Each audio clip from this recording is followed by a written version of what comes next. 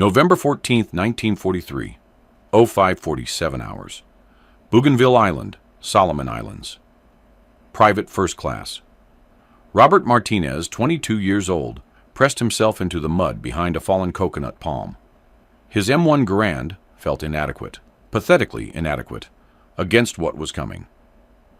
Through the pre-dawn darkness, he could hear them. The distinctive crack of Japanese Nambu machine guns. Closer now, maybe 150 yards. His squad had been pinned down for 40 minutes. Every time someone moved, bullets tore through the jungle canopy above them. Then Martinez saw it. Sergeant William Hutchison was setting up something that looked wrong. Too big for a rifle, too small for a machine gun. It was an M1 Garand.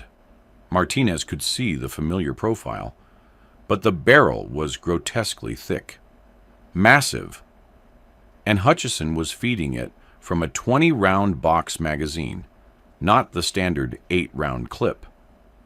The sergeant locked the magazine into place, pulled back the charging handle, and settled behind a log. What Martinez didn't know yet was that Hutchison was holding the first battlefield deployment of one of the war's strangest weapons, the T13 Garand, chambered in .50 caliber. The same round that punched through aircraft aluminum at 30,000 feet was about to unleash hell in the jungle. Hutchison squeezed the trigger. By mid-1943, American forces advancing across the Pacific faced a brutal tactical problem that was costing lives every single day. Japanese defensive positions, bunkers constructed from coconut logs and coral, fortified caves in volcanic rock, reinforced pillboxes with 6-inch concrete walls, were proving nearly impervious to standard infantry weapons. The M1 Garand, firing the .30-06 Springfield round, was an excellent battle rifle. At 9.5 pounds with a muzzle velocity of 2,800 feet per second, it gave American infantry a significant advantage in open combat. But against hardened positions, it was like throwing pebbles at a fortress. The statistics told a grim story. On Guadalcanal, infantry companies reported spending an average of 4,200 rounds of .30-06 ammunition to neutralize a single reinforced bunker position. At Tarawa, in November 1943, the 2nd Marine Division suffered 3,407 casualties in just 76 hours, many of them cut down while attempting to approach positions that couldn't be suppressed by rifle fire. Traditional doctrine called for waiting for artillery or naval gunfire support, but in the dense jungles of the Solomon Islands and New Guinea, getting fire support to the right position at the right time was often impossible. Radio communications failed in the heavy vegetation. Forward observers couldn't see targets. Artillery shells detonated in the jungle canopy, 80 feet above the ground, inflicting minimal damage on dug-in positions below. The Browning automatic rifle, the BAR, firing the same .30-06 round at 550 rounds per minute, helped but wasn't enough. Japanese bunkers typically featured firing slits only 6 inches wide and 4 inches tall, positioned to provide interlocking fields of fire. A soldier with a BAR could suppress a position temporarily, but the 20-pound weapon, firing from a 20-round magazine, couldn't deliver the sustained, precise, armor-penetrating fire needed to actually destroy the fortification. The .50 caliber Browning M2 machine gun could do the job.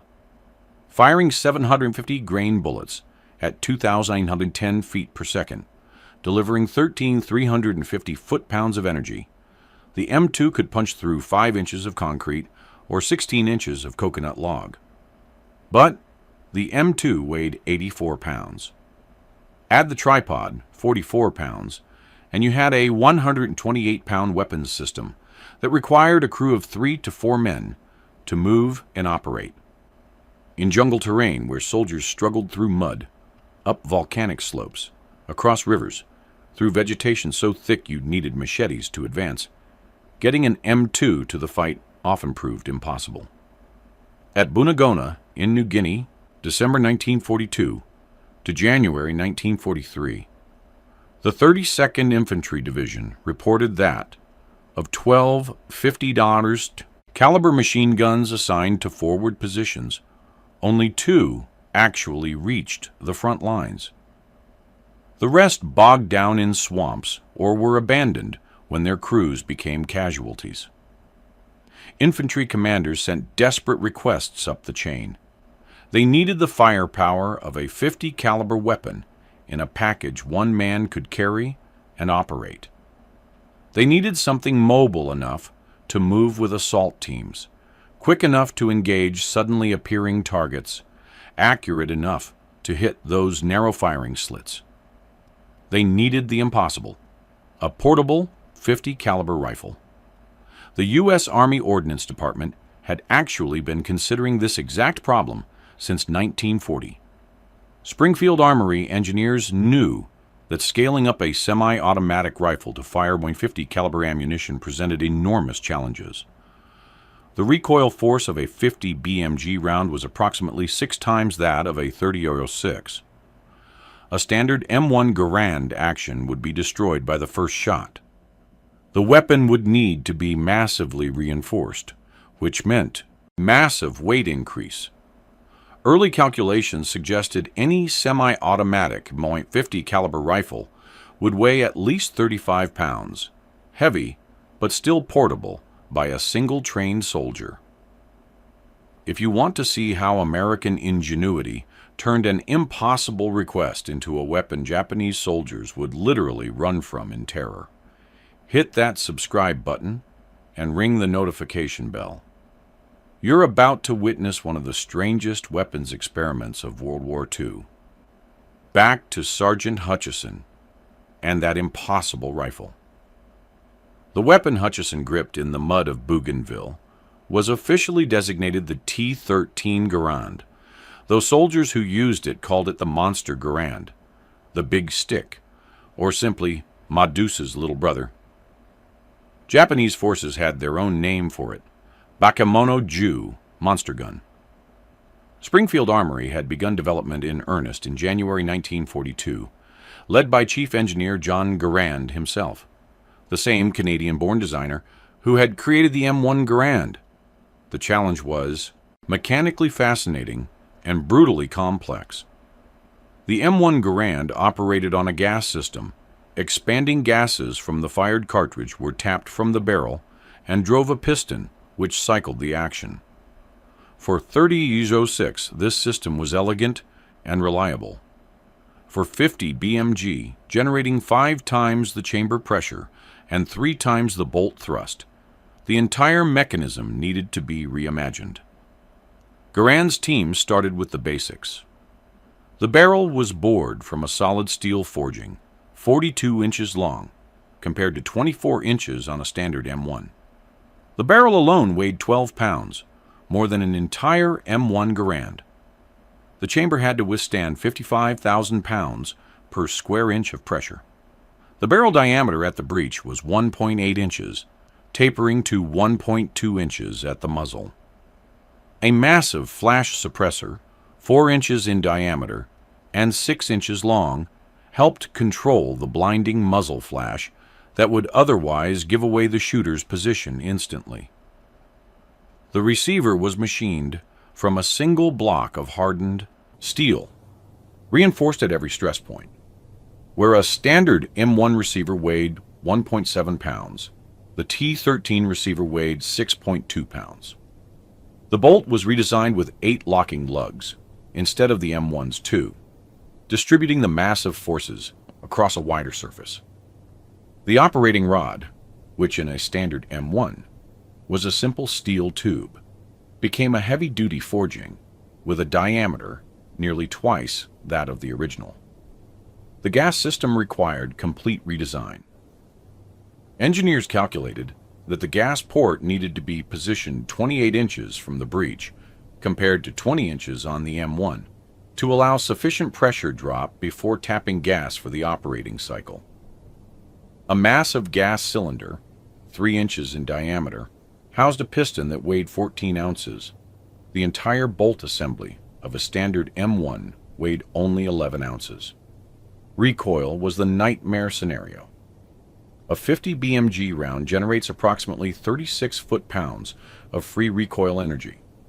For comparison, a 30-06 generates about 6 foot-pounds. Fire a 30-06 from a lightweight rifle and you get a sharp push. Fire a 50 BMG from the same weight rifle and you get a broken collarbone. Garand's team incorporated a massive recoil buffer system, spring-loaded assemblies that absorbed energy over a longer stroke, spreading the force over time. The buttstock was redesigned with thick rubber pads and additional padding. Even so, firing the T13 was described by test shooters as like being kicked by a mule. The magazine system presented another challenge. The standard M1 used an 8-round en-bloc clip that ejected after the last round. For a .50 caliber weapon, this was impractical. The cartridges were simply too large. Engineers designed a detachable box magazine holding 20 rounds.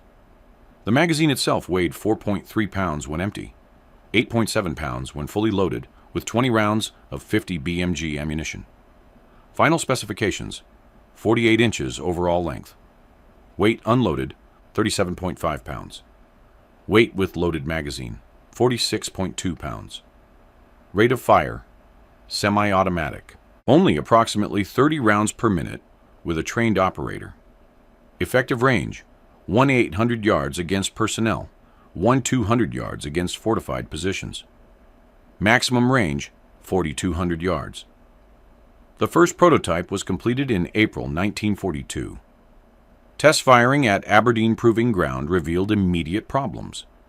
The initial gas system design was too violent, battering the receiver and cracking the operating rod after just 200 rounds. The magazine catch broke during testing. The recoil broke 2 test shooters' wrists. Garand's team went back to the drawing board, redesigning the gas system 3 times, strengthening the receiver, completely restructuring the recoil buffer system. By September 1942, they had a weapon that worked. It was heavy. It was brutal to shoot, but it worked. Accuracy tests showed 3-inch groups at 100 yards, 18-inch groups at 600 yards, more than adequate for the intended purpose. Penetration tests demonstrated the weapon could punch through 8 inches of coconut, log 6 inches of concrete, or 3/4 of an inch of armor plate. Reliability tests showed the weapon could fire 1,000 rounds between stoppages, acceptable for infantry use. The War Department authorized limited production in December 1942. Springfield Armory was tooled up to produce 500 units. The designation was T13 Garand heavy rifle, caliber .50. Priority went to Marine divisions, preparing for amphibious assaults, and Army divisions fighting in the Pacific jungle campaigns. Sergeant Hutchison had received his T13 just 72 hours earlier. The weapon arrived in a wooden crate marked Fragile Experimental Ordnance. A technical manual, 16 pages long, detailed assembly, operation, and maintenance. Hutchison, a pre-war competitive shooter from Montana who had joined the Marines in 1940, spent an entire afternoon at the rear area firing range, putting 60 rounds through the weapon. His shoulder was purple-black with bruising. His wrists ached. But he understood what he had. A portable bunker buster. Now, at 0547 hours on November 14, 1943, with his squad pinned down and Japanese positions invisible in the jungle darkness, Hutchison prepared to use it for real.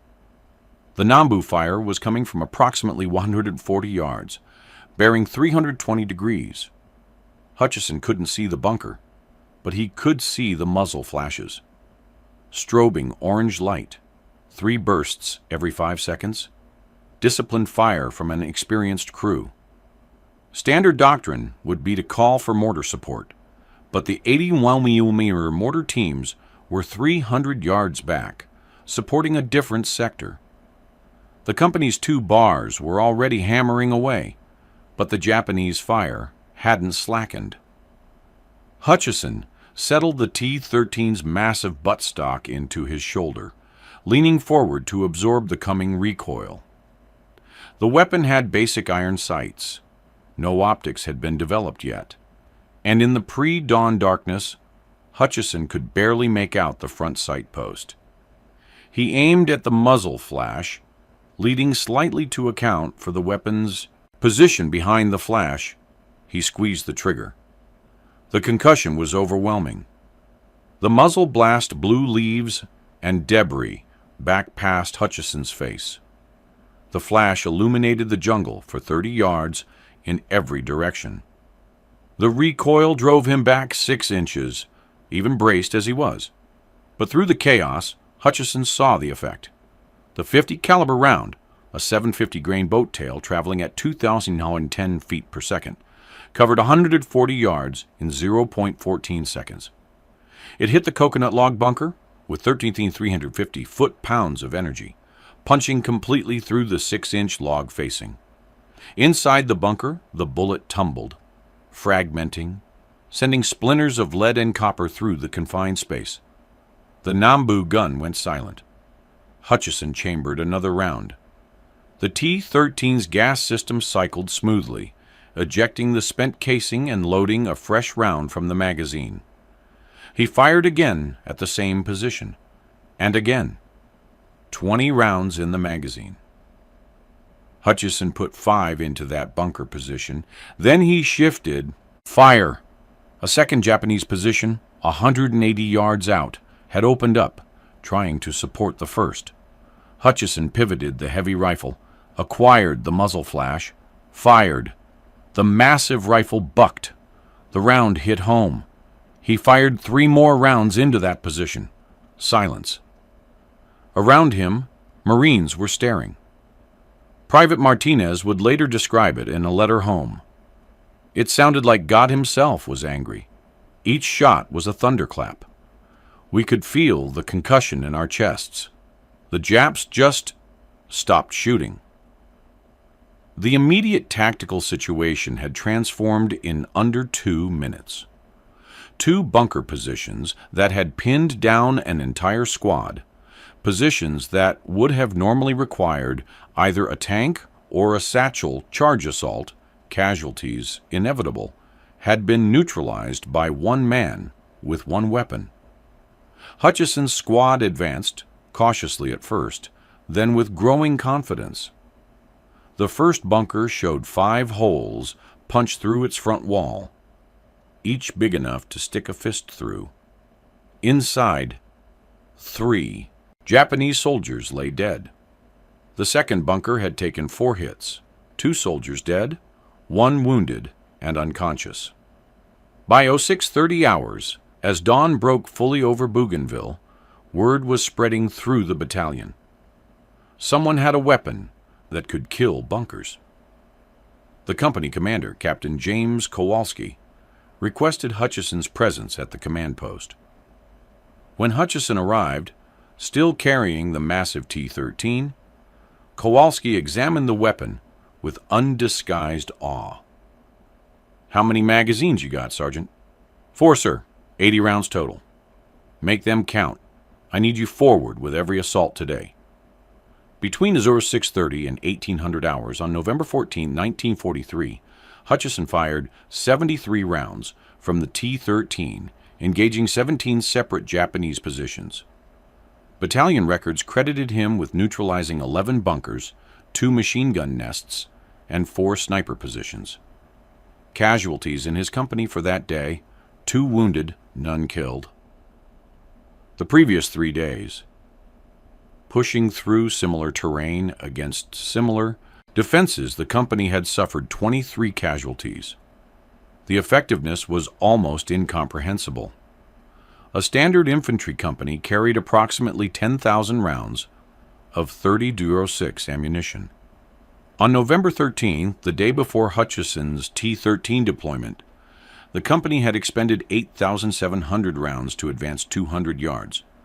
On November 14th, they advanced 600 yards, expending only 3 200 rounds of 30-06, plus Hutchison's 73 rounds of 50 BMG.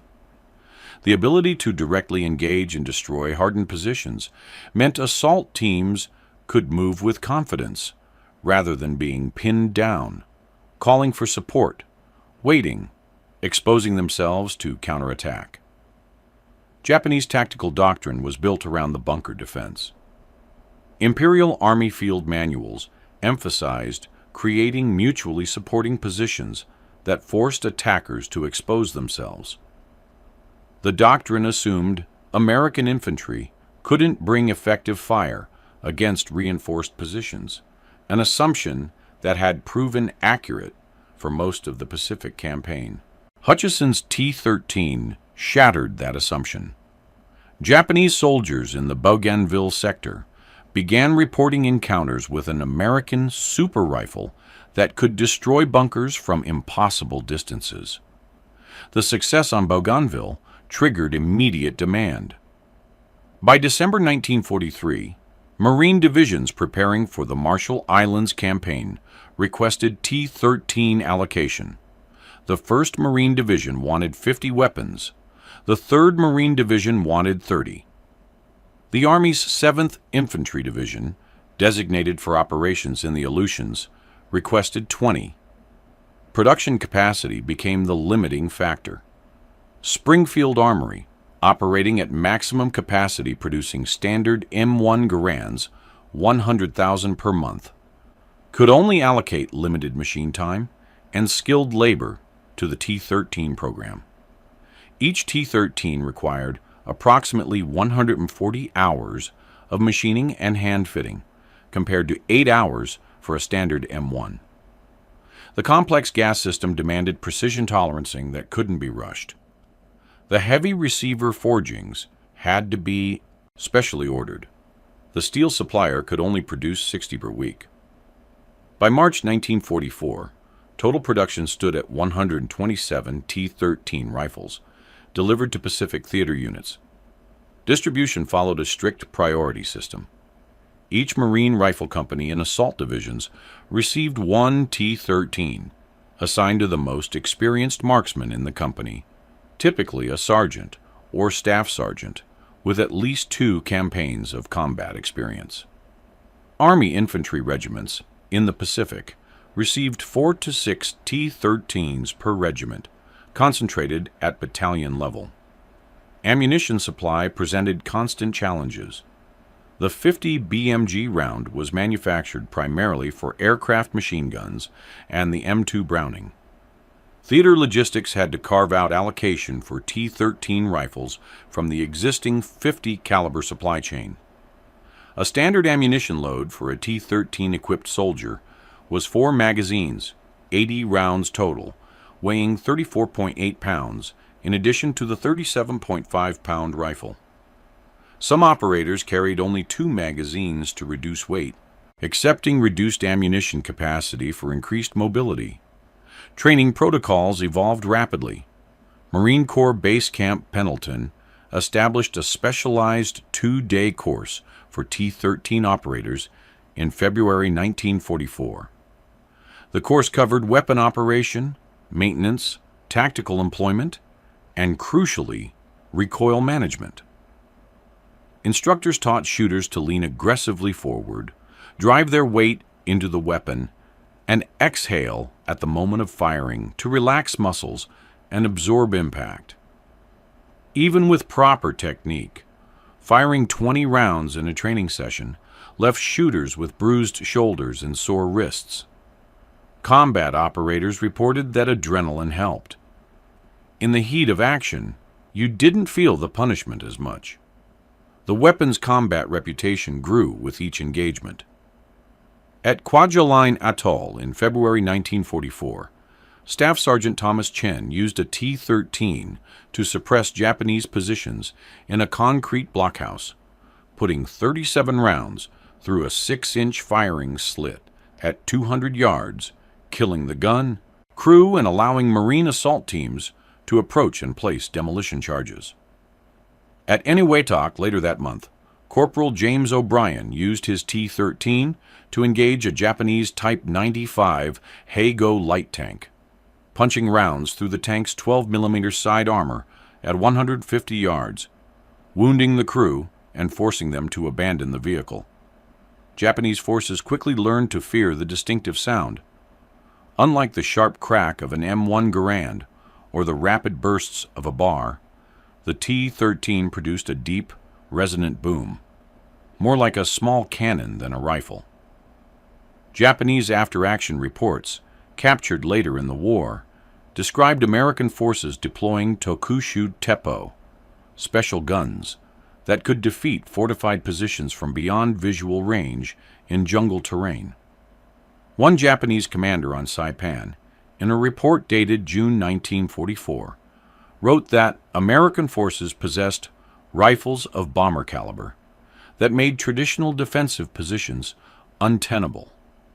Counter-tactics were attempted. Japanese forces tried spacing bunkers farther apart, beyond the effective range they estimated for the T-13, but effective range proved longer than expected. They tried thicker log walls, 12 inches instead of 6, but 50 BMG rounds at close range could penetrate 18 inches of coconut log. They tried concrete reinforcement, pouring 4 inches of concrete behind log facings, but repeated hits from a T-13 would eventually crack and penetrate even reinforced positions. By mid-1944, approximately 300 T-13 rifles were deployed across the Pacific Theater. Operational reports showed remarkable statistics. Infantry companies with an assigned T-13 advanced an average of 34% faster than companies without. Casualty rates were 22% lower in T-13 equipped companies. Ammunition expenditure per yard of advance decreased by 40%. But the weapon had significant limitations that became apparent through sustained combat use. The T-13's brutal recoil wasn't just uncomfortable, it was operationally limiting. Even experienced shooters found that, after firing approximately 40 rounds, accuracy degraded noticeably. The cumulative punishment to shoulders, wrists, and hands affected muscle control and sight picture. Combat reports noted that T-13 operators frequently rotated with assistant gunners after extended engagements, allowing recovery time. The weapon's weight, while necessary for managing recoil, created tactical constraints. At 46.2 pounds fully loaded, the T-13 was heavier than a bar, but lacked the bar's portability advantage of being designed from the start as a carried automatic weapon. The T-13's length, 48 inches, made it unwieldy in dense jungle. Operators learned to carry the weapon at the balance point, approximately 16 inches forward of the magazine well, but even so, negotiating thick vegetation while carrying what amounted to a semi-automatic artillery piece, tested endurance. Reliability in Pacific conditions proved both better and worse than expected. The massive construction and wide tolerances meant sand and mud were less likely to jam the action compared to the tighter tolerances of a standard M1. Several operators reported submerging their T-13s during river crossings and, after basic cleaning, continuing to fire without malfunction. However, the complex gas system required more intensive maintenance. The gas cylinder needed cleaning every 200 rounds to prevent carbon buildup that could cause short stroking, failures to fully cycle the action. The 20-round magazines, hand-fitted during manufacture, were not interchangeable. Each magazine was numbered and matched to a specific rifle. The flash signature, despite the suppressor, was enormous. Night firing revealed the weapon's position instantly, and dramatically. Tracers from the Japanese side would converge on a T-13 firing position within seconds of the first shot. Tactical doctrine evolved. Fire, displace, fire from a new position. Never fire more than 3 shots from the same location at night. Barrel life became an issue during sustained operations. The extreme pressures and velocities eroded the barrel throat and rifling. Springfield Armory rated barrel life at 5,000 rounds, but combat conditions, heat, humidity, inconsistent cleaning, reduced effective life to approximately 3,500 rounds. By Peleliu in September 1944, some T-13s had fired well over 2,000 rounds and showed degraded accuracy. The Marine Corps established a depot-level barrel replacement program, but getting weapons back to depot facilities during active campaigns was often impractical. Ammunition sensitivity surprised operators. The 50 BMG round was designed for machine gun use, with considerable variation in powder charge and bullet weight within specification. Machine guns, firing hundreds of rounds continuously, averaged out these variations. The T-13, firing semi-automatically, showed dramatic shot-to-shot variability with standard ammunition. At 300 yards, consecutive shots from the same magazine could impact 12 inches apart, vertically. Springfield Armory eventually issued match-grade 50 BMG ammunition for T-13 use, with powder charges held to tighter tolerances. Match-grade ammunition reduced vertical dispersion to approximately 4 inches at 300 yards. The Japanese never developed a direct equivalent. Their Type 97 anti-tank rifle, chambered in 20E 124 mm, was a manually operated weapon, essentially a bolt action, weighing 68 pounds and requiring a 2-man crew. It lacked the semi-automatic capability and portability that made the T-13 effective. German forces had the Panzerbuchse 39 anti-tank rifle, also manually operated, also a 2-man crew weapon. The Soviets fielded the PTRD and PTRS anti-tank rifles, 14.5 mm caliber, but again, these were manually operated and couldn't deliver the rapid follow-up shots possible with the T-13. What made the T-13 unique was the combination: semi-automatic fire, 50 caliber power, single operator portability. This combination existed nowhere else in any army during World War II.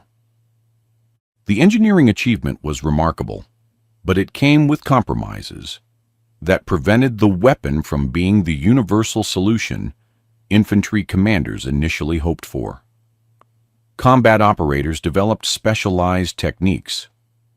When engaging bunkers, the doctrine became first round through the firing slit to suppress or kill the crew, follow-up rounds into the same point to enlarge the hole, creating a gap that would allow grenades or satchel charges to be thrown inside.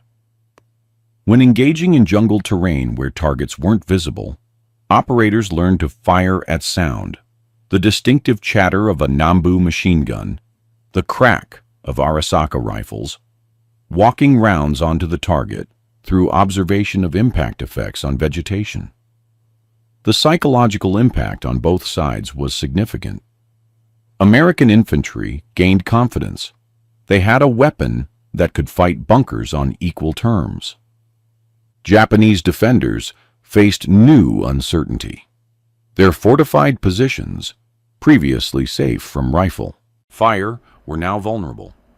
This psychological shift, difficult to quantify but evident in after-action reports and soldier accounts, changed the tactical calculus of Pacific jungle warfare. Production of the T-13 ceased in August 1945, immediately following Japan's surrender. Total production, 847 units. Of these, 112 were lost in combat, 67 were damaged beyond field repair, and 668 were recovered post-war. The weapons were classified secret, retroactively, in September 1945. The Army Ordnance Department wanted the T-13 program kept quiet. The reasoning was strategic. If American forces had developed a successful semi-automatic .50 caliber rifle, potential adversaries would pursue similar programs. Better to let the technology fade into obscurity. All surviving T-13 rifles were ordered, returned to Springfield Armory by November 1945. Records show 652 weapons were actually returned. 16 others remain unaccounted for, presumably lost in the chaos of post-war demobilization or retained as unauthorized souvenirs. The returned rifles were stored in special climate-controlled facilities at Springfield Armory. Technical drawings, manufacturing specifications, and test data were classified and archived. The T-13 program remained classified until 1968, when a researcher at the Army Heritage Museum stumbled across references while cataloging World War II ordnance records. Even then, declassification was gradual. Full technical specifications weren't released until 1973. Surviving weapons weren't displayed publicly until 1981, when 3 examples went on display at the National Firearms Museum in Fairfax, Virginia. The legacy influenced post-war weapons development, albeit indirectly.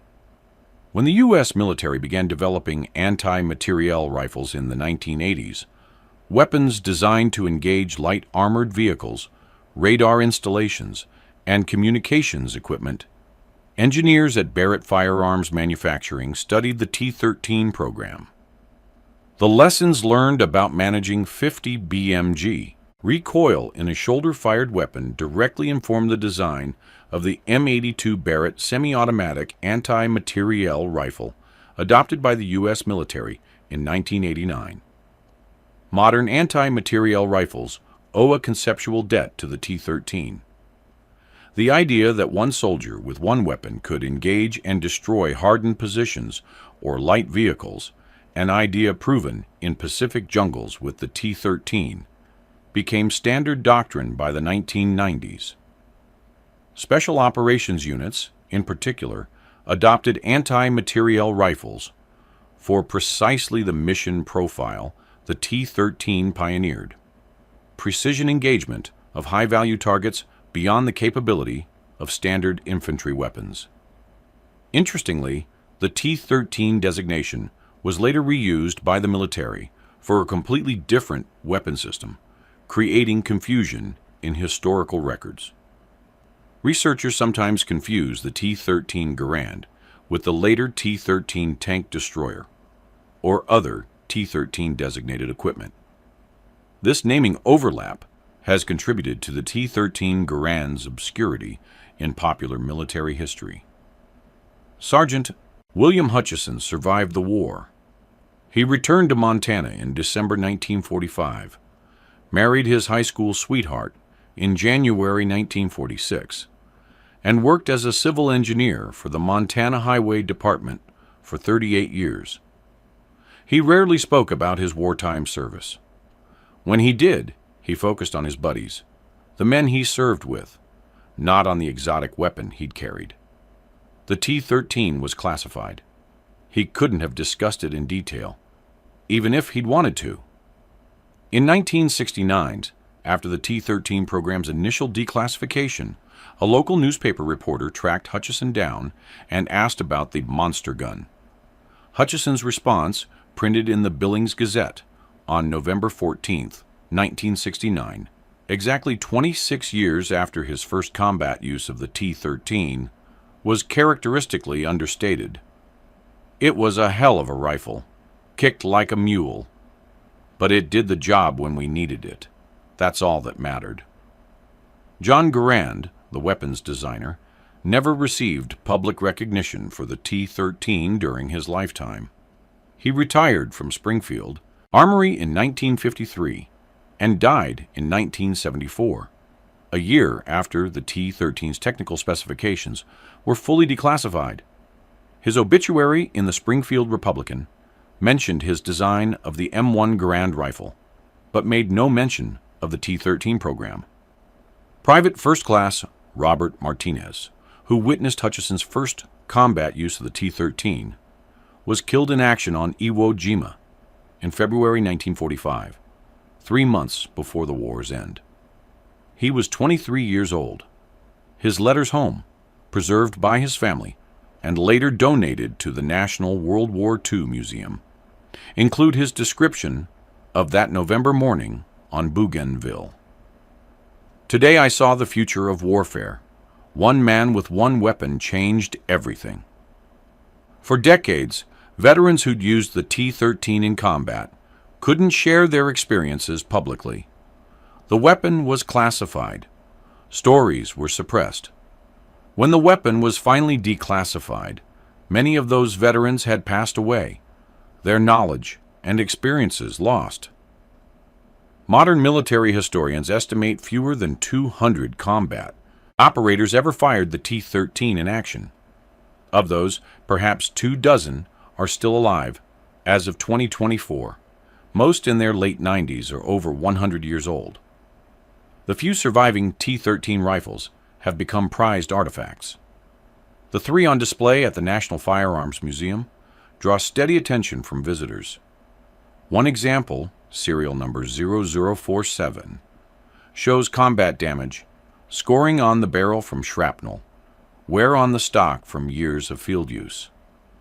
That particular rifle, records indicate, was carried by Staff Sergeant Thomas Chen and saw action at Kwajalein, Eniwetok, Saipan, and Tinian before being returned to Springfield Armory in late 1945. The men who carried the T-13 into combat, Hutchison, Chen, O'Brien, and hundreds of others whose names didn't make it into official records, weren't looking for recognition. They were solving a problem. Japanese bunkers were killing their friends, stopping their advances, turning each mile of jungle into a killing ground. Someone handed them an experimental weapon, brutal and barely tested, and said, "See if this works." They made it work. They absorbed the punishment, mastered the technique, and turned an engineering experiment into a battlefield advantage that saved American lives. Their story remained classified for decades, not because it was shameful, but because it was effective. So effective that the military wanted to keep it secret. So effective that modern anti-materiel rifles still employ principles the T-13 pioneered. If this story connected you to a piece of history you'd never heard before, honor those men by hitting the like button. Subscribe to this channel to hear more stories of innovation, courage, and the human element of military history that textbooks often miss. Hit that notification bell. We've got more forgotten weapons, untold battles, and classified programs to explore. Drop a comment. Are you watching from somewhere these battles were fought? Did someone in your family serve in the Pacific? Let's build a community that remembers not just the famous victories, but the experimental weapons, desperate innovations, and ordinary soldiers who made those victories possible. To Sergeant Hutchison, Staff Sergeant Chen, Corporal O'Brien, Private Martinez, and the hundreds of others who carried the monster gun into the jungle, you didn't get the recognition you deserved during your lifetimes. But your story survives, and as long as we keep telling it, you haven't been forgotten.